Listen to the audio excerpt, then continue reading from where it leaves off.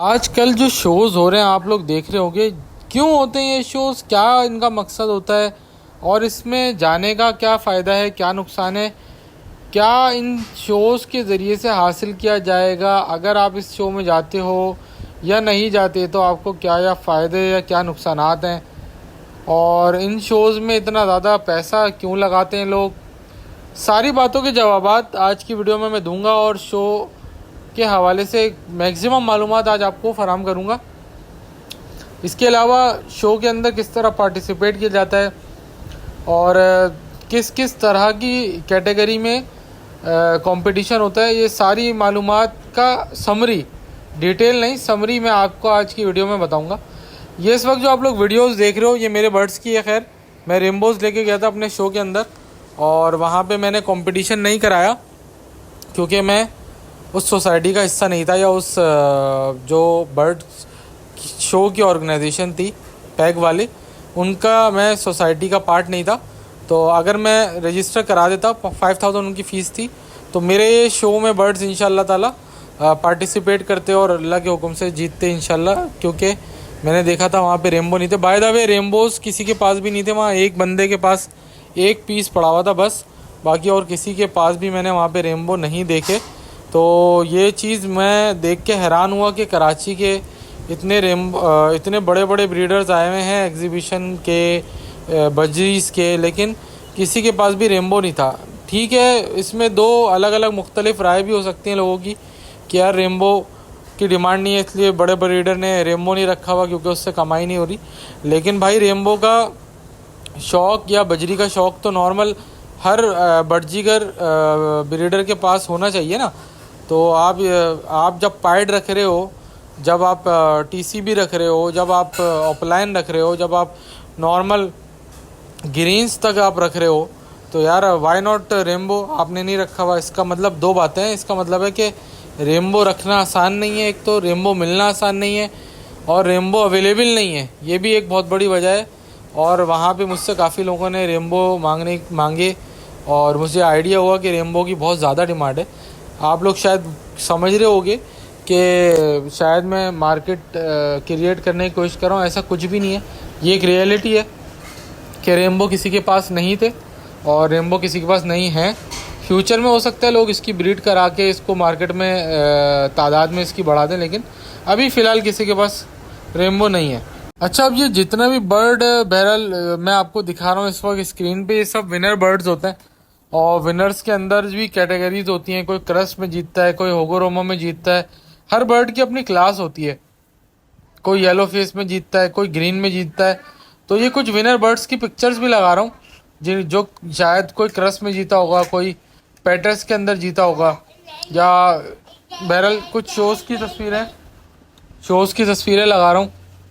और यार लोगों ने ना बर्जीज़ के अंदर अंग्रेज़ों ने बहुत रिसर्च की है, बहुत। ये जो अली ब्रूसली है, ये आए हुए थे जज कराची में, इनकी अपनी एक पूरी दास्तान है यार। इन्होंने देखो प्रेजेंटेशंस बनाई हुई हैं और इसके ऊपर पूरा काम किया हुआ है। अगर आप इसका गौर करो ना तो इनकी रिसर्च हुई भी है, एक टॉपिक के ऊपर प्रेजेंटेशन दे रहे हैं, ये टीचिंग कर रहे हैं। और अगर आप गौर करो तो शेखों का भी शौक़ है, इसको स्कैन करके आप वीडियो भी देख सकते हो। और लोगों ने इस पर पूरी पूरी किताबें लिखी हुई हैं कि क्या इसके स्टैंडर्ड है। अगर आप गौर करो तो इसके अंदर जो चीक पैच होते हैं और जो स्पॉट्स होते हैं उसके ऊपर बड़ा स्टैंडर्ड बनाए हुए हैं कि भाई ऐसा स्पॉट हो, ऐसा चीक पैच हो, ऐसा हेड हो, लेंथ ये हो। हर चीज़ के ऊपर पूरे पूरे स्टैंडर्ड, पूरी पूरी कहानियाँ, पूरे रिसर्च हुई हुई है। उसके बाद जाकर के ये शोज़ हो रहे होते हैं और उन स्टैंडर्ड्स के अगेंस्ट में जो है वो, अगर वो बर्ड उन स्टैंडर्ड पे उतर रहा होता है तो वो विन कर रहा होता है। और ये जो जजेस होते हैं ये कोई आम बंदे नहीं होते, इनकी पूरी पूरी ज़िंदगियाँ सिर्फ इस फील्ड के अंदर गुजर गई हैं। रेम्बो बोल रहा हूँ, बर्जीज़ की फील्ड के अंदर गुजर गई हैं। और मैंने इसके अंदर और भी चीज़ लगाई है कि एक चेक शीट थी जो क्लास के अंदर, जिसमें आपने बर्ड को लगाना होता है, वो कितनी क्लासें होती हैं वो एंड में मैं दिखाऊंगा भी वो चेक शीट आप लोगों को।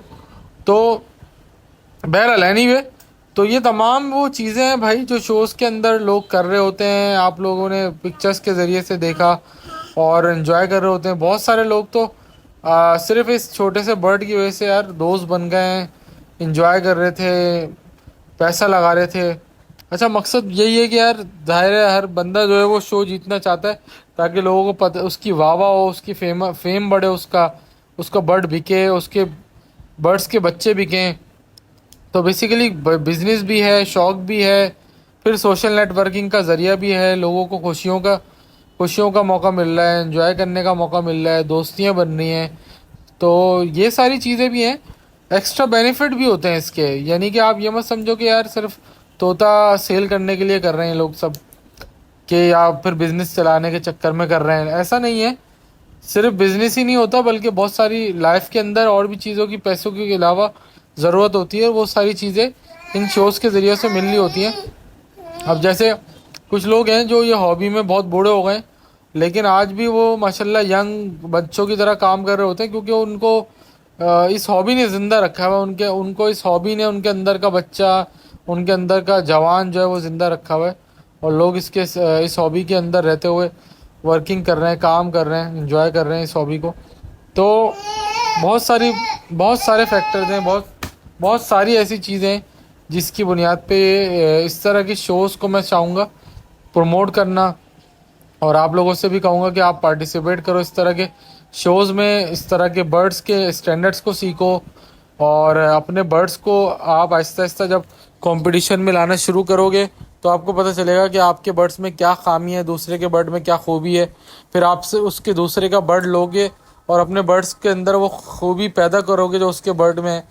फिर आपके बर्ड भी अच्छे हो जाएंगे, फिर लोग आपसे भी बर्ड आपका लेंगे, आप फेमस हो जाओगे, आपकी ब्लड लाइन का नाम लेंगे लोग। जैसे अब हम बोलते हैं कि यार रेनबो की ब्लड लाइन अच्छी मेरे पास है, तो वो ब्लड लाइन का ही तो गेम है असल, जो लोग आपकी ब्लड लाइन चलाते हैं। तो वो यही तो सारा चक्कर है कि लोगों को पता हो कि आपकी ब्लड लाइन अच्छी है। वो पता करने का 2-3 मेथड ही होते हैं, उनमें से शो एक वन ऑफ द मेथड है। और मल्टीपल इसके बेनिफिट्स भी हैं, वो मैं ऑलरेडी बता भी चुका हूँ। और एंड में मैं वीडियो के वो चेक शीट भी लगा दी, जिसके अंदर शोज़ के अंदर जो कैटेगरीज होती हैं वो भी हैं।